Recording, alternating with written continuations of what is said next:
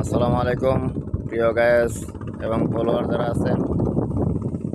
প্রায় 10 দিন পরে আজকে মাঠে আসলাম ধান 29 জমি পরিদর্শন করার জন্য।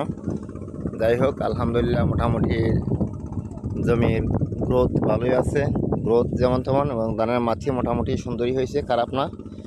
যাই হোক, 29 ধানটা আর কেউ করবেন না। এই এত পরিমাণ পরিশ্রম হয় এবং যে পরিমাণ পরিশ্রম করা হয়, পরিশ্রম করার কারণে সেই পরিমাণ কিন্তু কাঙ্ক্ষিত ফসল এখন আসে না। 29 কিন্তু একসময় খুব ভালো ফলন আসতো। এই হিসাবে কিন্তু ধানের যে মাছি হয় সেটা হয়, কিন্তু তার মধ্যে রোগ অনেক ধরনের আক্রান্ত হয়, বিভিন্ন ধরনের রোগ এবং পোকামাকড় আক্রান্ত বেশি হয়।